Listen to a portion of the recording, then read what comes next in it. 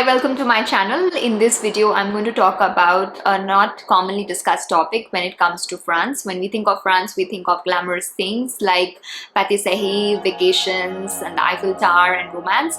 But there is one thing that is typically French, and that is being body conscious and this image of being thin, which I didn't realize until very recently that I saw Not Even French's video on the same topic. And I'm so glad I watched it because I literally felt the weight lift off my shoulders, because I used to always think that it's me and I had to fit into a certain body standard, or I have this negative relationship with my body and food. But then I realized that my stay in France had a lot to do with it, because other immigrants and expats also felt that. So let me know in the comments below if you're someone who's ever had that experience personally in France, or have heard of others or observed some things about the French culture and society which makes you feel that they are fatphobic or they are obsessed with the idea of being thin. Okay, with that being said, I'll start with my journey, which was when I was a kid. I realized that my body was a little different from the other people around me, so basically my cousins or friends. And how I realized that was often when I would my mom would take me for clothes shopping. The salesperson would often say, oh, we have this free size for her because that's what will work for her. And then relatives, when they would ask my mom what to get for me, for what size to get for me, she would say that her body is a little difficult to find clothes for, so most likely it'll be the free size, whatever that was. And that's my earliest memory of me realizing my body was different.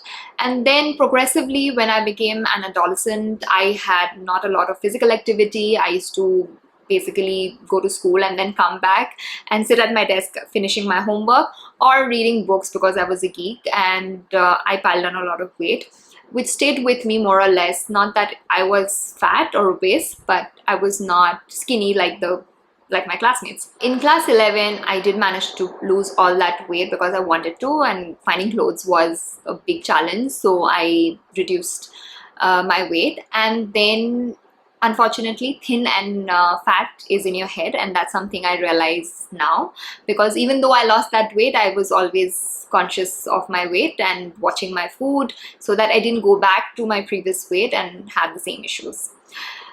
Now, in college, I wouldn't call myself fat. I was happy with where I was, but still I would look different from others. And I have spoken about in my other personal styling videos, so do check them out after you watch this video. The reason why I didn't fit into clothes is because my body type is different, and it's 2 to 8% of the world population, which means that it's that unique, and it's that, well, I wouldn't call it unique, it's that uncommon, and therefore it's very difficult to find clothes for. Cut to France, you see these skinny girls who are extremely tall, and then you find it very difficult to find clothes which are the right length for you, because I'm petite and everything would be extremely long, trousers or anything else, and that was an issue. Then you feel like the odd one out.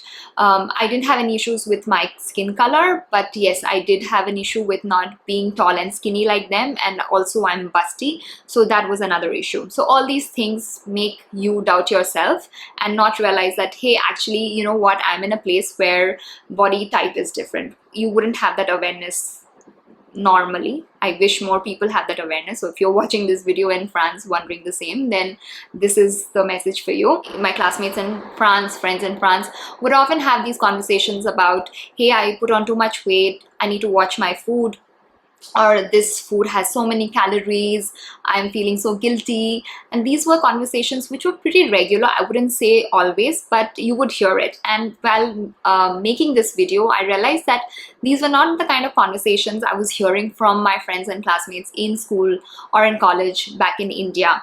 Sure, I heard it from my mom, but not amongst my peer group. And this was probably the first time, if my memory is not failing me, when I heard it among my peer group.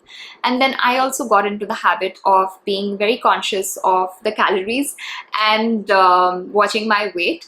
And there was a point when a friend of mine commented that, oh, Angela, I think when you were born, you didn't say the word mom like all kids do, but I think you said the word calories, because I was that obsessed with calories. I would ask people, my friends, what calorie is this dish, what calorie is this dessert, and and really drive them up the wall because they were not interested. Also, there is this thing in France about not eating after a certain time because it gets stored in your body. I remember so many times I have gone to bed feeling hungry with my stomach growling even though I had dinner and it was not sufficient, because in my head I had to wait until the next day to eat. And now that I think about it, I am like, food is one of the basic human needs. It's right in the bottom of the Maslow's hierarchy, which means that it is something that you must satisfy in order to live. And I was denying myself that when there was food in the fridge.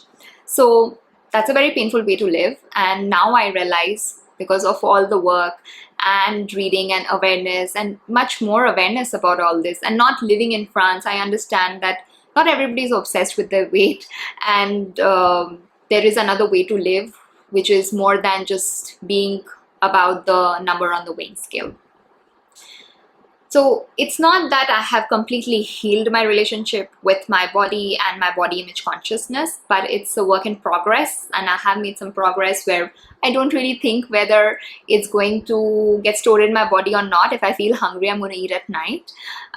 So that's some progress. And the reason why I think the impact stayed with me even after I left France is because I went there at the age of 21, when you are making your identity and you're impressionable. So that kind of gets imprinted on your brain and it's very difficult to get rid of.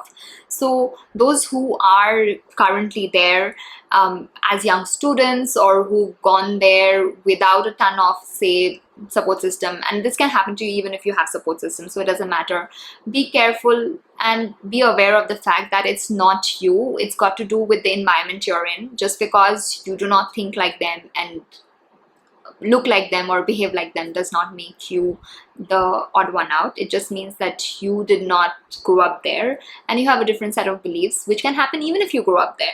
So try not to internalize that. I wish there was someone to tell me all these things, and I found out much later, maybe 8 years later, that it's not me. It's a lot to do with French culture, which idolizes the thin body frame.